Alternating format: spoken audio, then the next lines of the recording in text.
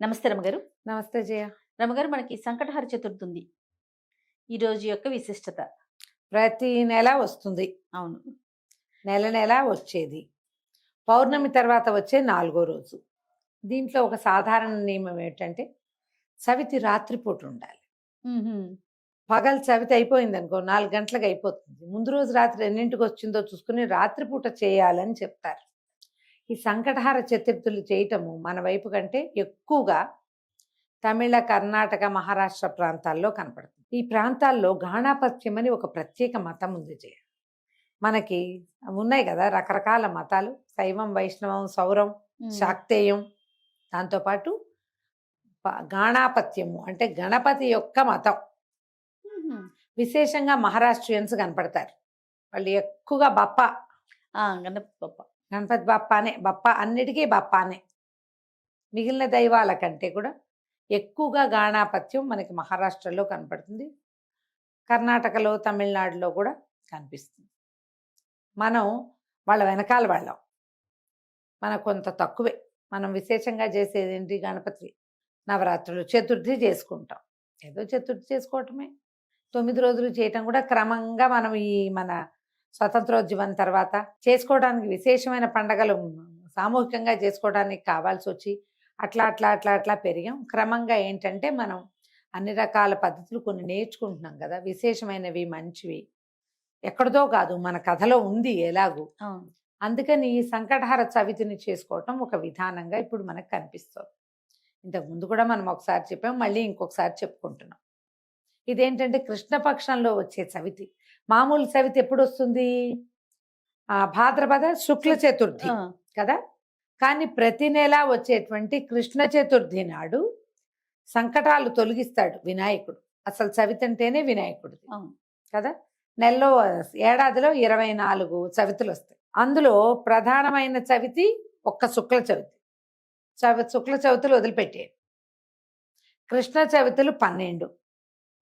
మనము మా పిల్లలకి చదువు రాకపోయినా, బుద్ధిమాంద్యం ఉన్నా, మాటలు రాకపోయినా, చెప్పుడు మాటలు విని చెడిపోతున్నా, మన మాట అస్సలు వినకపోయినా, ఎందులోకి వెళ్ళాలి, ఏం పని చేయాలి అన్న అవగాహన, తెలివిడి లేకపోయినా గణపతి ఆరాధన చేయవచ్చు.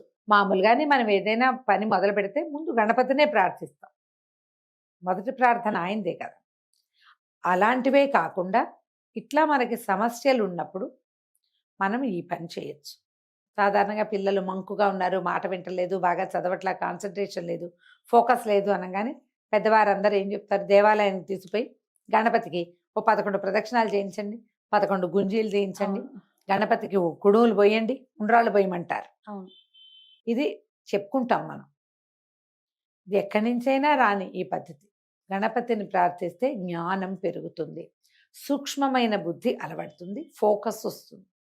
వీటితో పాటు కుటుంబ కష్టాలు ఎలాగున్నాయి, పిల్లల పైకి రాకపోవటం, వాళ్ళు ఎక్కడికి వెళ్ళినా వాళ్ళకి ఏదో ఒక అడ్డంకి వస్తూ ఉండటం. ఇప్పుడు వాళ్ళు ఎవరికైనా మన పిల్లలకి అడ్డంకి వస్తే మనకు వచ్చినట్టే అది. అంతే కదండి. తల్లులు ఎక్కువగా ఇవి చేస్తూ కనపడతారు. కుటుంబాల్లో చేసుకుంటారు, ఎవరైనా చేసుకోవచ్చు. దీనికి ఆనమాయితీ కావాలి, ఆను కావాలి లేదు, హాయిగా చేసుకోవచ్చు. దీనికి చేసుకోవడానికి పెద్ద పద్ధతి ఉంది, సింపుల్ పద్ధతి ఉంది, ఈజీ పద్ధతి కూడా ఇంకొకటి ఉంది. 3 చెప్దాం. పెద్ద పద్ధతి ఏంటంటే పగలు ఉపవాసం ఉండి సాయంకాలం చంద్రోదయం కాగానే చక్కగా గణపతిని, మట్టి వినాయకుడిని బాగా పూజించుకుని విశేషమైన సేవ. మనకి వినాయక చవితి నాడు ఎట్లా షోడశోపచారాలు చేసుకుంటాము, అవునండి. షోడశోపచారాలు చేసి గణేశోత్పత్తి కథ చెప్పుకుని, వినాయక చవితి నాడు ఎట్లా నివేదనలు పెడతామో అట్లాగే చక్క కుడుములు, ఉండ్రాళ్ళు, బెల్లము, పటిక బెల్లము, పానకము, వడపప్పు అన్నీ చేసి నివేదన చేసి, సో ఆ చంద్రోదయం పూర్తిగా అయ్యాక భోజనం చేయటం.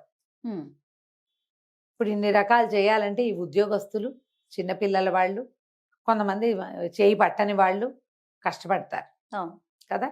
రెండో మెథడ్, పూర్తి ఉపవాసం కాకుండా మధ్యాహ్నం ఏదైనా టిఫిన్ తిని అన్నం తినకుండా సూర్యాస్తమయం అయ్యాక కనీసం 11 అయినా ఉండ్రాళ్ళు చేసి, అంత పానకము, ఆ మాత్రం పెసరపప్పు నానబెట్టుకుని పానకం తయారు చేసుకోవటం, వడపప్పు చూపిస్తున్నా కదా, అవి స్వామివారి దగ్గర పెట్టి సింపుల్గా గణపతి పూజ చేసుకుని ఈ కుడుములు నివేదన చేసి దండం పెట్టుకుని హారతి ఇచ్చేసి స్వామివారికి భోజనం చేసేయటం. Okay, easy method.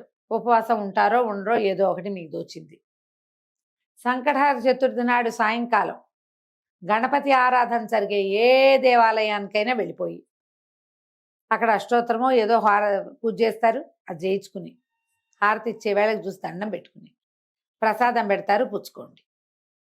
Sankatahara Chaturthi నాడు ఇలా కూడా చేసుకోవచ్చు. ఓకే, మీరు ఏది చేయగలిగితే అది చేయండి.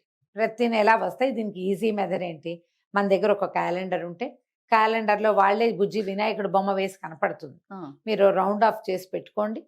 గ్రీన్ కలర్ తోటో రెడ్ కలర్ తోటో గుర్తుంటుంది. ఫోన్లో పెట్టుకోండి, లేకపోతే రిమైండర్స్ పెట్టుకుంటాం కదా, ఈరోజు సంకటహర చతుర్థి అని అదే మనకి తట్టి లేపుతుంది పొద్దున్నే. ఈ విధానాల్లో మీరు ఏది కుదిరితే అది చేసుకోండి. దీంతో పాటు మంగళవారము చవితి సంకటహర చతుర్థి వస్తే అంగారక చతుర్థి అంటారు. అది చాలా మంచిది. అది ఇంకా విశేషమైన ఫలితాన్ని ఇస్తుంది.